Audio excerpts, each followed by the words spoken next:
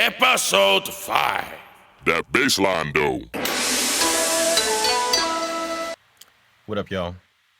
Where the Stank? Y'all like my new look? Thought I'd try something out this episode. Anyway, so we're talking about bass lines. And here's the thing, the way that I try to approach it. I approach it from kind of three different areas. I approach it from the timing side, from the sound, in terms of how I look at the sound, and the placement in terms of the mix, where it is, where do you hear it? Is it on the sides? Is it low in the mix? Is it loud? Whatever.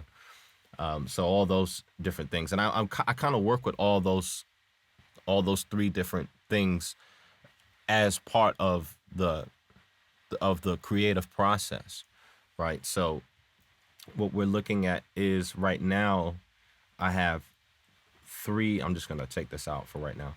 I've already recorded a bass line, and then I have duplicated it. So right now we're just gonna look at this first one here. This was the first one that I gravitated towards. I'm gonna take these plugins off. So this is what it sounds like just on its own. This is the first one I found. I like this.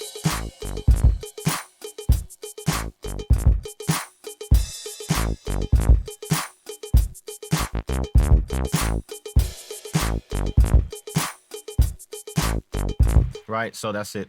It's a pretty decent sounding saw bass with a little cut off resonance on it. It's not it's a plugin that comes with Logic, so it's nothing expensive or anything like that. I'm pretty sure most of you guys can find this stuff on these kinds of sounds on your own, with practically any type of music making program.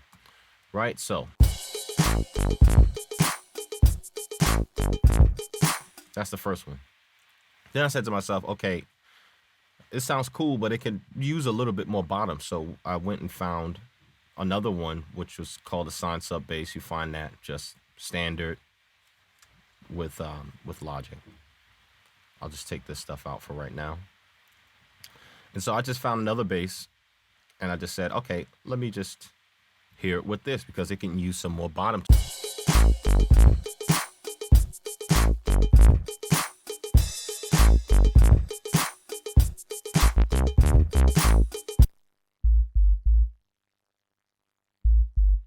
So if you're on small speakers, you won't be able to hear this. If you're listening to this on, computer speakers, you can't hear this, right? You need headphones or big speakers or something like that, right? So this is just straight up clean sub bass. And then I put it together with this one, right? So just to add some more bass to it. But then I said, okay, this sounds cool,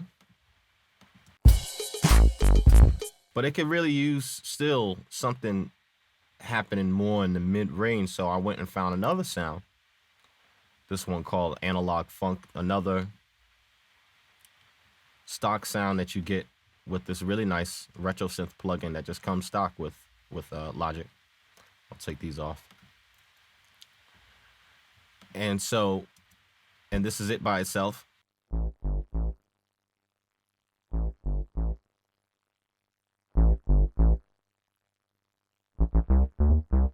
Right, so that's it by itself.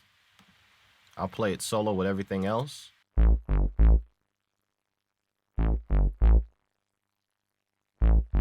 Right, and now you can start to hear that now this whole bass sound is starting to take a life of its own. So let's hear the first one. And that's the second one now.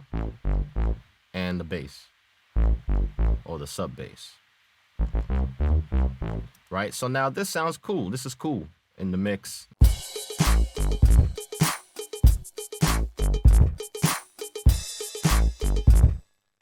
That's cool, that works.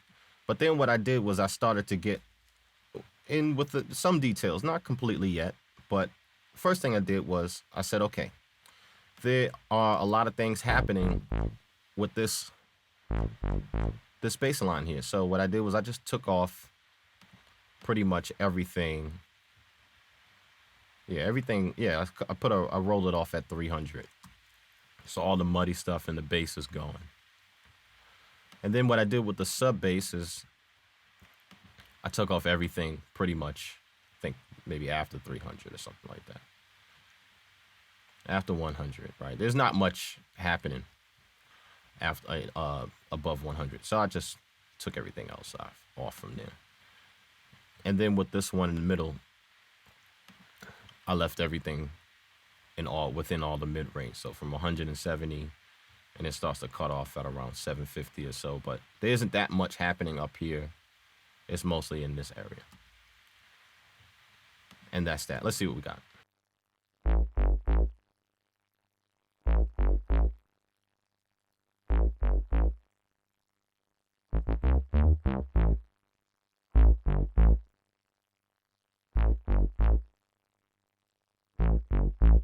And now I'm going to put it back on.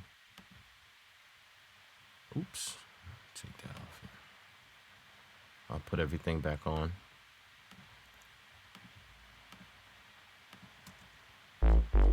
Right, so stuff just kind of mesh in a little bit better, right? So,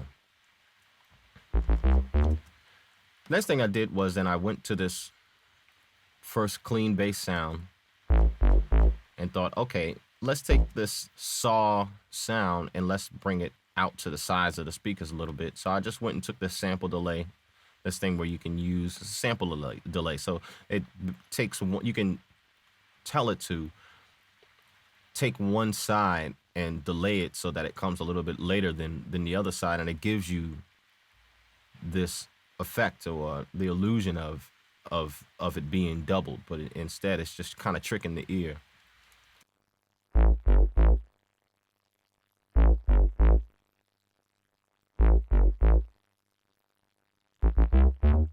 Right, and then what I did here with the sub bass, I took this directional mixer, and what that does is just to take anything that is stereo and help to squeeze it back into mono.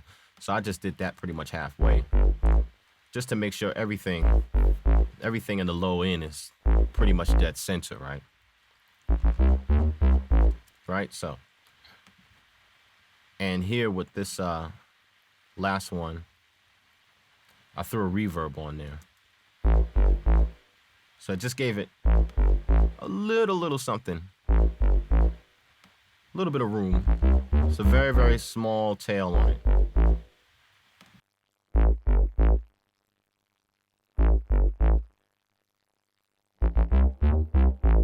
Right, so it just gives it a tiny bit, right?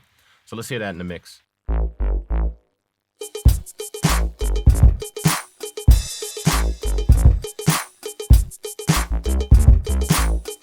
That works. Then one of the last things I usually do is I take all three of these sounds and then I send that directly to its own bus. So I send that to its own thing. So all of this stuff is coming through one track. All three bass sounds. And then what I did here is I just slapped on a compressor. I just threw on a preset. Nothing extravagant. Just to pump it up.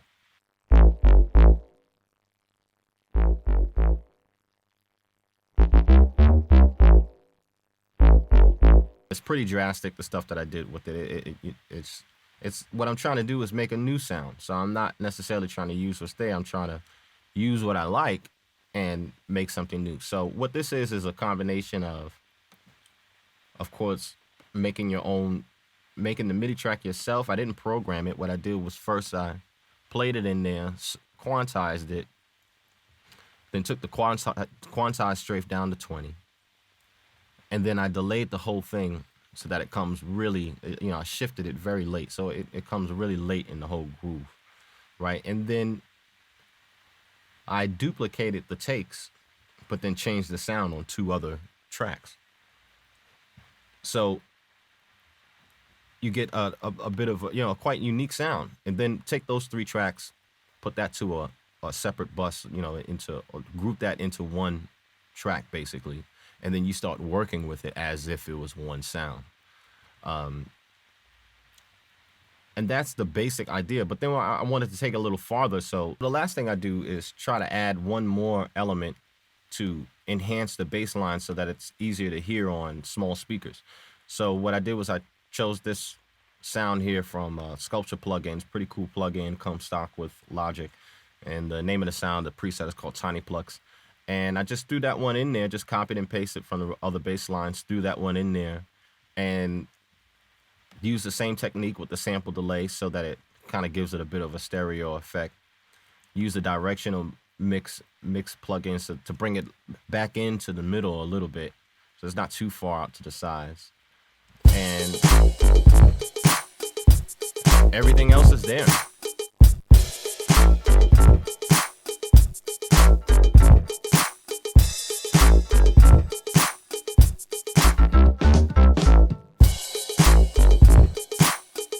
And there you have it, ladies and gentlemen. So that is the way that I would go about making a nice solid bass line and bass sound, and making sure that you can work with the timing and everything in a nice, easy, logistical way.